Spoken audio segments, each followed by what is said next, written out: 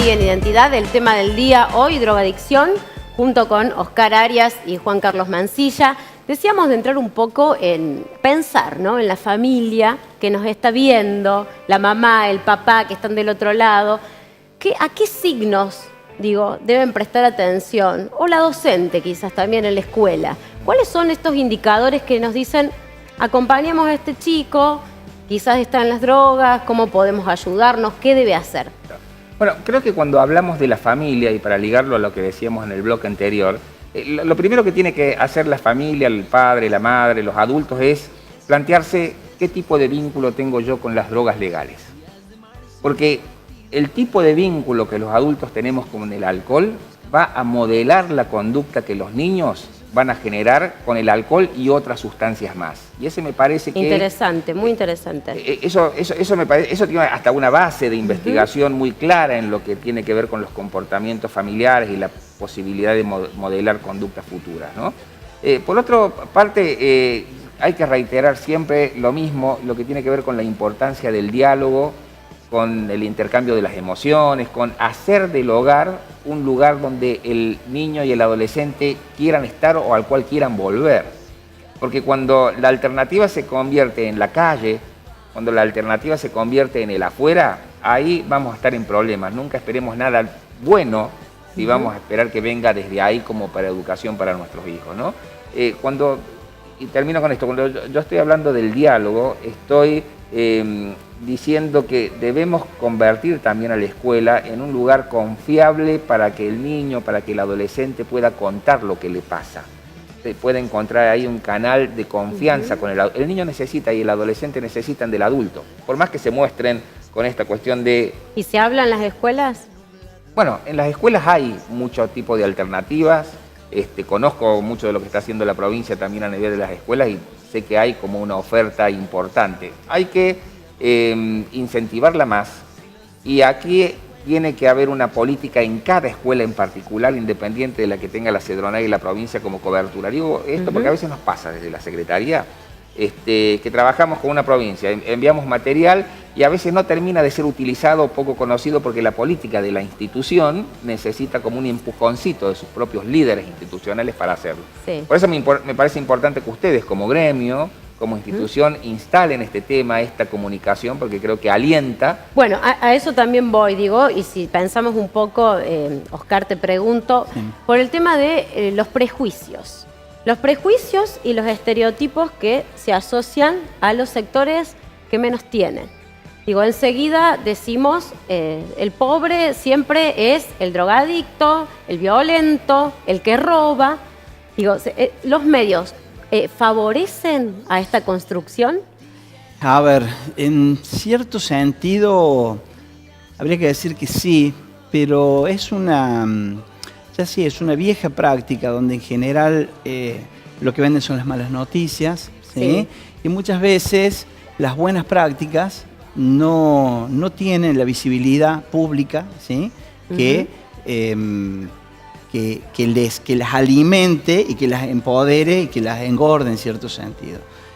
Nosotros siempre decimos que si sobre todo un adolescente, un joven, vos lo tratás de delincuente, lo tratás de adicto simplemente desde una mirada discriminatoria o desde la cultura del miedo, tanto discurso, ¿sí?, lo termina transformando en eso o se lo plantea como una opción. Dice, pero al final, si estoy queriendo trabajar y lo que me responden me tratan como un delincuente, capaz que es más negocio, funcionar como delincuente.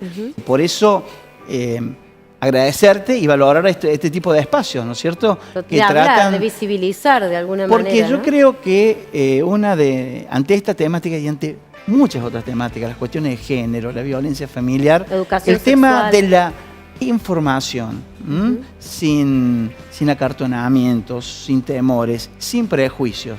Animarse a poner los temas sobre la mesa y animarse a escuchar cosas, porque cuando Juan Carlos hablaba del diálogo dentro de la familia, con los adolescentes tenemos que tener, una comprensión, y una apertura que a veces capaz nuestro rol de padres de hijos chicos no habíamos logrado aprender, y bueno, son aprendizajes y desafíos personales que tenemos que asumir en lo personal, pero también como comunidad, a la hora de afrontar estas verdades para construir las soluciones entre todos.